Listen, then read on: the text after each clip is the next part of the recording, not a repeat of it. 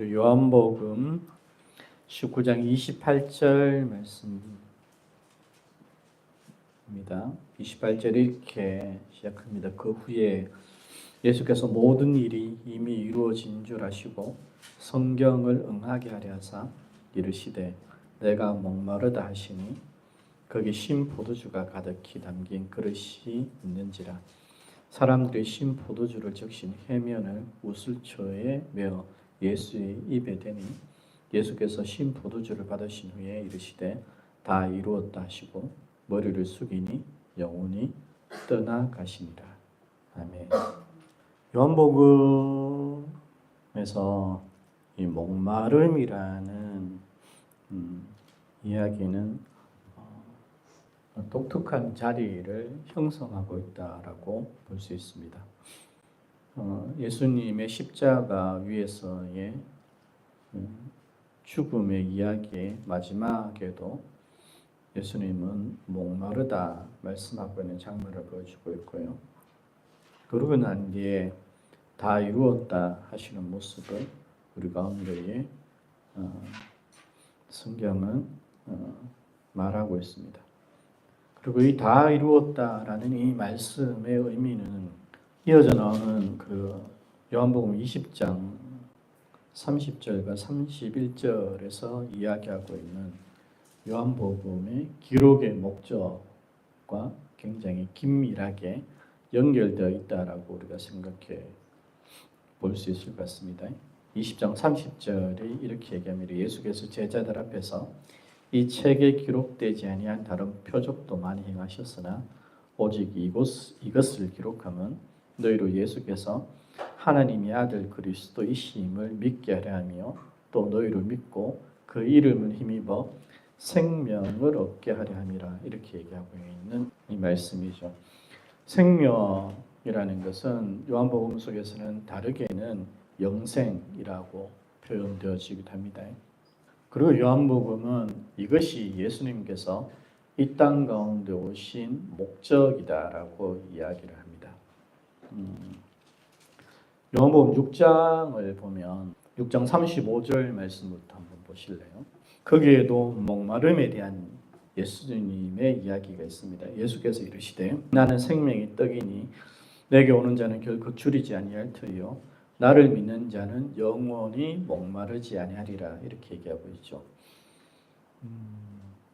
독특하게 요한복음은 예수를 믿지 않는 우리의 상태, 인간의 상태를 어떻게 표현하고 있냐 그러면 목마른 상태 이렇게 표현하고 있습니다. 그렇기 때문에 6장 35절 같은 경우에도 나를 믿는 자는 영원히 목마르지 아니하리라 이렇게 얘기하고 있는 장면이죠. 이어서 계속해서 들려지고 있는 이야기는 38절 내가 하늘에서 내려온 것은 내 뜻을 행하려 함이 아니요 나를 보내신 이의 뜻을 행하려 함이라 라고 얘기하고 있는 장면이 있죠. 39절 나를 보내신 이의 뜻은 내게 주신 자 중에 내가 하나도 잃어버리지 아니하고 마지막 날에 다시 살리는 이것이니라. 40절 아버지의 뜻은 내 아버지의 뜻은 아들을 보고 믿는 자마다 영생을 얻는 이것이니 마지막 날에 내가 이를 다시 살리리라. 이렇게 얘기하고 있습니다. 요한복음 6장 속에서 내 아버지의 뜻이 무엇이냐라는 것을 얘기하죠. 내 아버지의 뜻은 주님은 당신의 뜻을 행하려고 이 땅 가운데 오신 것이 아니라 나를 보내신 이의 뜻, 아버지의 뜻을 행하려고 오셨다라고 말씀하시죠. 이런 이야기는 또 다른 어떤 그 신학적인 메시지를 우리 가운데 들려주고 있습니다. 특별히 삼일체론과 같은 곳에서 이런 말씀들을 어떻게 이해할 것인가 라는 문제가 이런 본문 속에 담겨져 있는 거라고 볼 수 있습니다. 예전에 우리가 삼일체론에 대해서 많은 시간을 걸쳐서 얘기를 했지만 여러분들이 많이 또 까먹었을 거라는 생각이 들기도 하고요. 나중에 또 기회가 되면 삼일체론에서 이런 말씀들을 어떻게 이해할 수 있는지를 우리가 또 생각해 보기를 바랍니다. 나를 보내신 이의 뜻을 행하려고 오셨다라고 얘기하고 나를 보내신 이의 뜻은 뭐냐라고 39절에서 한번 얘기하고 40절에서 더 분명하게 얘기하죠. 내 아버지의 뜻은 아들을 보고 믿는 자마다 영생을 얻게 하는 것이라고 얘기하는 거죠. 아들을 믿게 해서 그 믿는 자들이 영생을 얻게 하는 것이 바로 내 아버지의 뜻이었고, 나는 이 내 아버지의 뜻을 행하기 위해서 이 땅 가운데 왔다라고 말하는 것이 예수님의 모습이라고 볼 수 있습니다. 그러니까 20장, 요한복음 20장 31절 속에서 얘기하고 있는 오직 이것을 기록하면 너희로 예수께서 하나님의 아들 그리스도의 심을 믿게 하려 하며, 무엇을 믿는가라고 얘기할 때 예수께서 하나님의 아들 그리스도의 심을 믿게 한다 이렇게 얘기하고 있는 것이고요. 우리가 잘 알고 있는 것처럼 예수께서 그리스도의 심을 믿는다라는 얘기는 예수께서 새 언약과 새 창조의 행위자이신 것을 믿는다. 예수께서 종말의 구원자라는 것을 믿는다라는 의미라고 할 수 있습니다. 믿게 하려 하며 또한 너희로 보고 믿고 그 이름을 힘입어 생명, 영생을 얻게 하는 것이 이 책을 기록한 목적이라고 얘기하는 이 목적은 예수께서 이 땅 가운데 오셔서 이루고자 하셨던 아버지의 뜻과 연결되어 있는 것을 말하고 있는 것이고요. 그 아버지의 뜻을 얘기하게 될 때에 6장에서 우리가 봤던 것처럼 예수님은 믿고 영생을 얻는 것을 목마름을 해결한 상태라고도 표현하고 있는 것이죠. 나를 믿는 자는 영원히 목마르지 아니하리라 라고 말씀하시면서 당신을 믿고 생명, 곧 영생을 얻는 것이 영원히 목마르지 아니하는 거라고 말씀하고 있는 장면들을 우리가 생각해 볼 수 있습니다. 그래서 요한복음은 굉장히 독특하게 예수를 믿지 않는 인간의 상태를 목마른 상태라고 얘기하는 거라고 볼 수 있습니다. 그런데 19장 28절에 보면 성경을 응하게 하기 위해서 내가 목마르다 이렇게 말씀하고 있다는 것이죠.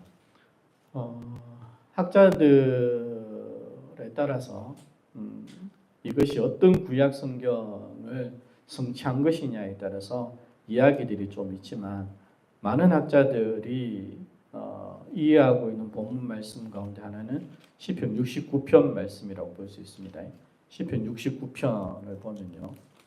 시편 69편 21절 말씀에 요한복음 19장에 있는 십자가 위에서 목마르다 말씀하시는 예수님의 그 상황과 비슷한 어떤 내용들이 나옵니다. 21절에 이렇게 얘기하죠. 그들이 쓸개를 나의 음식물로 주며 목마를 때에는 초를 마시게 하였다. 이렇게 얘기하는 거죠. 두 가지가 공통적으로 등장합니다. 목마르다라는 것과 그리고 신포도주. 시편은 초로 번역되어져 있는 70인경은 이것을 신포도주로 번역을 해놨습니다. 그래서 신포도주와 목마름이라는 것이 시편 69편에도 등장하고 요한복음 19장에도 등장하는 것을 보게 될 때에, 그래서 다수의 학자들이 예수님이 성취하려고 하셨던 성경의 말씀이 시편 69편의 말씀이고 그 성경을 응하게 하려 하사 성취하려고 하기 위해서 내가 목마르다라는 말씀하셨다는 거죠. 그러면 예수님이 이 말씀을 하시면서 궁극적으로 이루고자 하셨던 것이 무엇이냐라고 얘기하게 될 때에 우리가 살펴봤던 것처럼 당신을 믿어서 모든 사람이 당신을 믿어서 믿는 자들 하여금 생명, 영생을 얻게 하려 하는 것이 예수님의 목적이었고 예수님은 목마르다라는 이 말씀을 하시면서 그것이 이루어졌다라는 것을 말하고 있는 거라고 볼 수 있습니다. 단순하게 시편 69편을 이루었다 이렇게 얘기하기는 힘든 것 같고요. 구약에 있는 그 말씀을 통하여서 요한복음의 이야기 안에서 예수님께서 이루신 것이 무엇인가를 우리 가운데에 들려주는 거라고 볼 수 있습니다. 그래서 궁극적으로 예수님께서 다 이루었다라고 말씀하셨던 그 다 이루음의 그 결과가 뭐냐라고 얘기할 때에는 요한복음이 표현하는 것은 이제 더 이상 우리가 목마르지 않는 자들이 되었다 이렇게 얘기할 수도 있는 것이고요.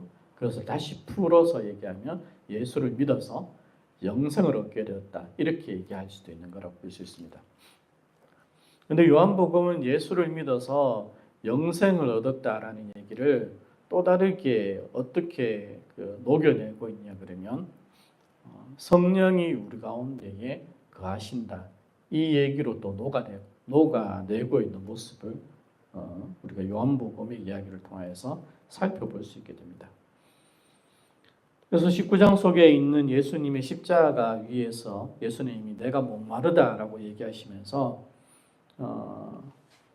무엇을 말씀하시는 것이냐고 우리가 생각한다면 예수님이 먼저 목마른 가운데 있는 인간의 문제를 당신께서 경험하시고 그 목마른 상태에 있는 인간의 문제를 근본적으로 해결하셨다라는 것을 우리 가운데 말하고 있는 거라고 볼 수 있습니다.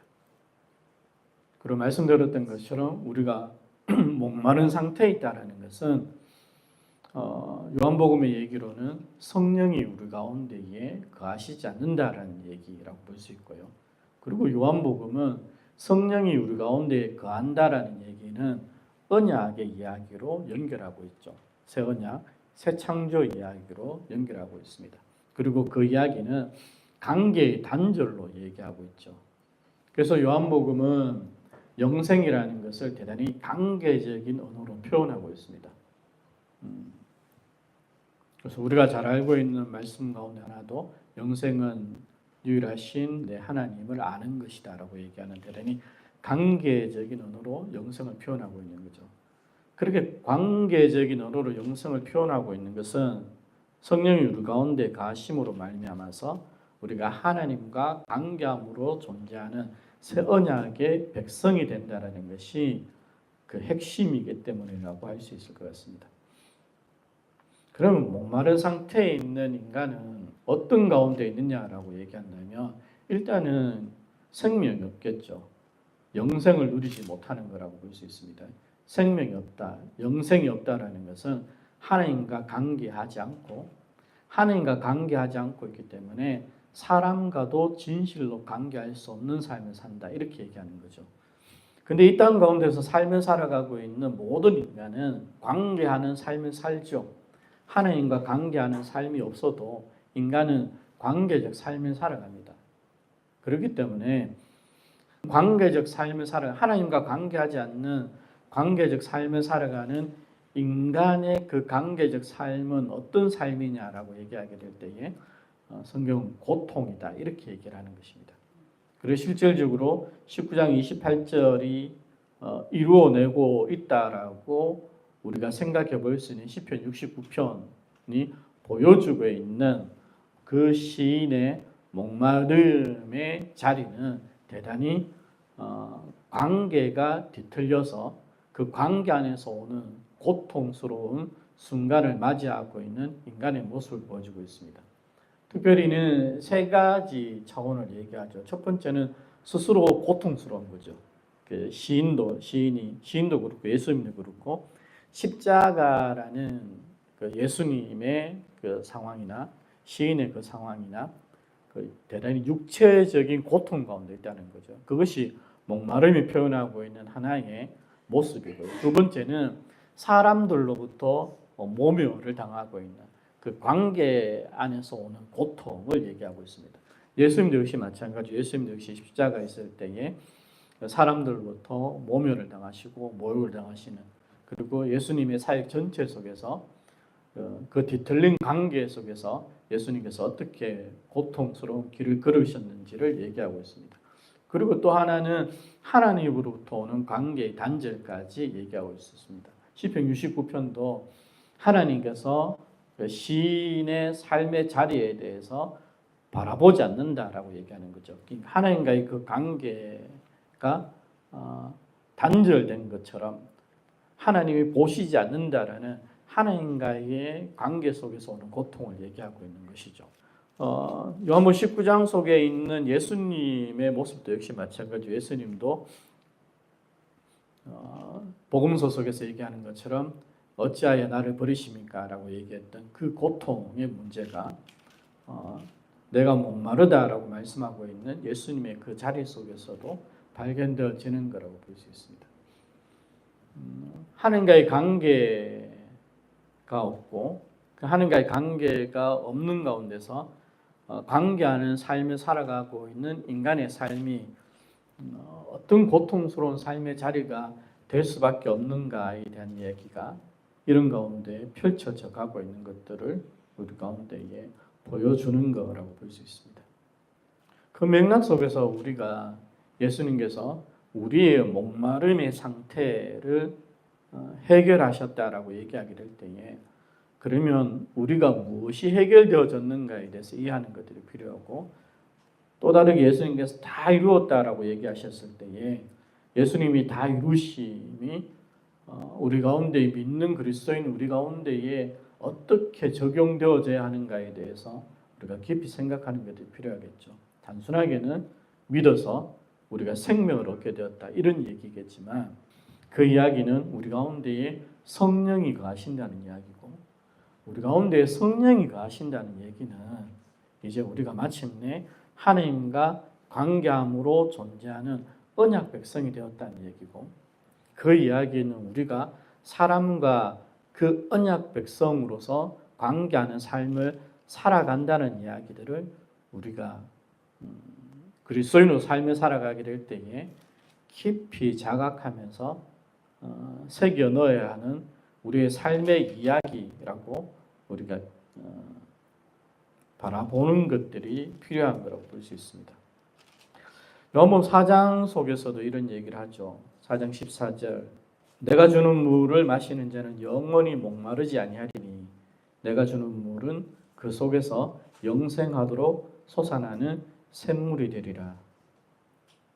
7장에서 보면 이것을 성경은 성령의 오심과 연결시키고 있습니다. 7장 37절 명절 끝날고 큰 날에 예수께서 서서 외쳐 이르시되 누구든지 목마르거든 내게로 와서 마시라. 나를 믿는 자는 성경에 이른 것 같이 그 배에서 생수의 강이 흘러나오리라 하시니 이는 그를 믿는 자들이 받을 성령을 가리켜 말씀하신 것이다 라고 얘기하는 거죠. 나를 믿는 자, 내가 주는 물을 마시는 자는 영원히 목마르지 아니하리다. 그 속에서 영생하도록 솟아나는 샘물이 생겨날 것이다. 우리 안에 믿는 자의 가실 성령을 일컬어서 얘기하는 거라고 말하고 있는 것이죠. 요한복음 4장은 우리가 잘 알고 있는 것처럼 이 이야기를 하면서 이것을 예배와 연결시키죠. 하나님께 예배하는 자가 우리가 된다. 예수를 성전 대신 예수 그리스도를 통하여서 그 성전 대신 예수 그리스도를 통하여서 우리가 하나님과 관계하는 언약 관계 안에서 존재하게 되고 우리가 그 언약 관계 안에서 존재하게 됨으로 말미암아 우리가 예수를 믿음으로 말미암아 우리 가운데 성령이 거하시게 되어서 우리는 이제 그 성령의 내주하심 속에서 성전 대신 예수 그리스도를 통하여서 하나님께 예배하는 자가 된다라는 것을 말하고 있는 거라고 볼 수 있습니다. 그리고 이것이 우리 가운데에 다시 얘기하는 것은 말씀드렸던 것처럼 그렇기 때문에 이면에 있어서 우리는 모두가 동일한 거죠. 하나님께 예배하러 나아가는 자. 요한복음 4장 속에서 얘기하고 있는 의미를 들어서 생각한다면 믿는 자는 하나님을 예배하는 자로 규정되어지고 있는 것이 되겠죠. 하나님을 예배하는 자로 믿는 자는 규정되어진다. 또 다르게 얘기하면 믿는 자는 다른 그 어떤 것으로도 규정되어져서는 안 된다. 규정되어질 수 없다.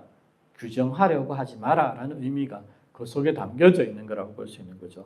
예수 믿는 나도 예수 믿는 너도 예수를 믿어서 성전 대신 예수를 통하여서 우리 가운데 가시는 성령 하나님을 힘입어 하나님 앞에 예배하러 가는 것이 우리 모든 믿는 자의 정체성이다라고 얘기하고 있는 것이죠. 그리고 그 정체성을 우리가 이해하게 될 때에 우리는 삶을 살아갈 수 있게 된다는 얘기를 들려주고 있는 거라고 볼 수 있습니다. 요한복음 4장 속에서는 여인의 삶의 이야기를 통하여서 그 이야기가 살짝 우리 가운데에 보여지죠. 여인은 남편이 많았죠. 남편이 많았는데 이 여인이 부도덕한 여인이냐 뭐 이렇게 볼 수 있느냐 뭐 이런 견해를 가지고 있는 학자들도 있긴 합니다. 근데 또 다른 면에서 보게 되면 이혼이라는 것은 예수님 당시에 이혼이라는 것은 여자의 권리가 아니죠. 여자의 권리가 아니라 남자의 권리라고 할 수 있습니다. 또 그 면에서 바라보게 되면 이 여자가 남편이 많다는 얘기는 이 여자가 남편으로부터 수없이 쫓겨남을 당한 여인의 이야기로 우리 가운데 다가올 수도 있습니다. 그 맥락 속에서 바라보게 되면 그 여인은 관계의 뒤틀림 가운데서 엄청난 관계하는 삶에서 말할 수 없는 고통을 당하고 있는 모습이었던 거죠. 그것을 성경이 얘기하는 것이 목마름 상태의 인간 삶의 자리라고 얘기를 하는 것입니다. 그리고 그 여인이 예수님과의 대화 속에서 그 복음을 받아들임으로 말미암아서 이제는 성전 되신 예수를 통하여서 예수를 믿음으로 말미암아 내 안에 성령이 거하고 내 안에 거하시는 성령 하나님을 의지하여서 하나님을 예배하는 자가 된다는 전혀 새로운 존재에 대한 이해와 정체성에 대한 이해를 하게 됨으로 말미암아서 그 여자는 자기의 존재가 새로워진 것을 깨닫게 되는 거죠. 이전에 자기 자신은 여러 남편을 가지고 그런 가운데서 고통 가운데서 삶을 살아왔던 사람이었다면, 목마른 상태의 삶을 살아왔던 사람이라면 이제는 예수님께서 말씀하신 것처럼 예수를 믿음으로 말미암아서 그 목마름을 해결한 상태, 그리고 그 목마름을 해결한 상태라는 것은 이제는 그 뒤틀린 관계적 삶을 통하여서 살아가는 자가 아니라 성령이 내주하시는 그리스도인으로서의 삶을 살아가는 자가 된다는 것이 요한복음 4장 이야기가 우리 가운데에 보여주고 있는 이야기들이라고 할 수 있을 것 같습니다. 요한복음 19장은 예수님의 마지막 십자가의 말씀을 통하여서 모든 인간이 목마르지 아니하고 모든 인간이 예수를 믿어서 생명을 얻고 영생을 얻어서 그 존재론적인 삶을 살아가야 한다라고 얘기하고 있는 것이기도 합니다. 그리고 그 얘기는 말씀드렸던 것처럼 이제 우리가 마침내 온전한 관계 안에서 존재하는 자가 되어서 그 존재론적인 삶을 살아간다, 이 이야기가 되는 거라고 볼 수 있습니다. 그렇기 때문에 19장 28절 이전에는 어떤 이야기가 등장하고 있냐 그러면 우리가 잘 알고 있는 사랑하시는 제자와 어머니, 예수의 어머니를 엮어주는 이야기를 보여주고 있는 거죠. 25절 예수의 십자가 곁에는 그 어머니와 이모와 글로바의 아내 마리아와 막달라 마리아가 섰는지라. 예수께서 자기 어머니와 사랑하시는 제자가 곁에 서 있는 것을 보시고 자기 어머니께 말씀하시되 여자여 보소서 아들이니이다 하시고 또 그 제자에게 이르시되 보라 내 어머니라 하신대 그때부터 그 제자가 자기 집에 오시니라라고 얘기하는 거죠. 이 삶은 요한복음의 언어로 얘기하면 목마름 가운데 있는 인간은 절대로 살아낼 수 없는 삶의 자리라고 얘기를 하는 것입니다. 우리의 목마름이 해결된 상태, 우리가 예수를 믿어서 생명을 얻고 영생을 얻게 되었다라는 얘기를 요한복음은 대단히 관계적 삶을 살아가는 우리의 삶의 이야기로 풀어내고 있는 것입니다. 예수를 믿어서 생명을 얻게 된 우리는, 예수를 믿어서 영생을 얻게 된 우리는 어떤 존재가 된 것이냐를 얘기하게 될 때에 이런 관계를 회복한 존재, 이런 관계적 삶을 살아가는 존재가 된 것이라고 얘기를 하는 거라고 볼 수 있습니다. 그렇기 때문에 우리는 사도행전 속에서 보여주고 있는 믿는 자들이 다 함께 모여서 자기의 것을 자기의 것이라고 얘기하지 아니하고 이상한 공동체의 삶의 모습을 살아가고 있는 모습을 우리가 보게 되는 것도 그러한 이유라고 할 수 있을 것 같습니다. 믿는 우리들이 우리가 믿어서 생명을 얻었다라는 것을 알고 있긴 한데, 기억하긴 하는데, 우리가 예수를 믿어서 우리가 영생을 얻었다, 우리가 예수를 믿어서 생명을 얻었다라는 것이 어떤 의미인가에 대해서는 믿는 자들이 좀처럼 생각을 하려 하지 않고 있는 것이죠. 그러다 보니까 여전히 우리는 자기중심적인 삶을 살아가게 되는 거라고 볼 수 있습니다. 요한의 언어로 얘기한다면 내가 예수를 믿는 자가 되었다고 얘기하면서 내가 목마름의 상태에서 벗어났다라고 얘기하면서 실제적인 삶은 여전히 목마른 상태의 삶을 살아가는 거라고 볼 수 있는 거죠. 그리고 그 목마른 상태의 삶을 살아가고 있는 내 삶의 자리에는 무수한 관계 속에서 고통을 주고받는 삶을 살아가게 되는 거죠.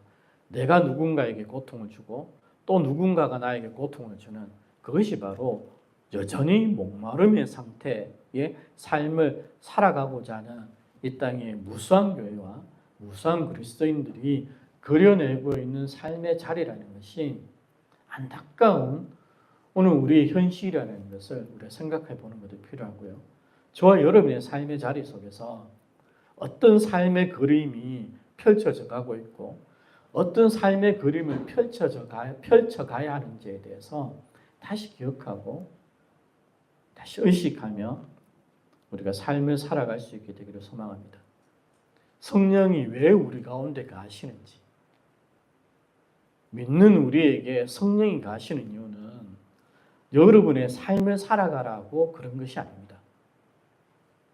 자기를 위한 삶을 살아가라고 그런 것이 아니고 자기의 결핍을 해결하라고 그런 것도 아니고 네 문제를 해결하라고 그런 것도 아니고 믿는 우리 가운데에 성령이 거하시는 이유는 우리가 관계적 존재라는 것을 말하기 위함이고 그 목마름의 상태 속에서 우리가 더 이상 살아가지 말라고 그 고통스러운 고통을 주고받는 관계적 삶을 더 이상 살아가지 말라라고 우리 가운데 성령이 가시라는 것을 제발 이해할 수 있게 되기를 소망하고요. 저와 여러분의 삶의 자리 속에 어떤 그림이 펼쳐지는가를 자세히 보면서 재빨리 다시 생각하고 재빨리 다시 생각해서 우리의 자리를 잡아가고 우리의 걸음을 옮겨갈 수 있게 되기를 소망합니다. 제가 기도할게요.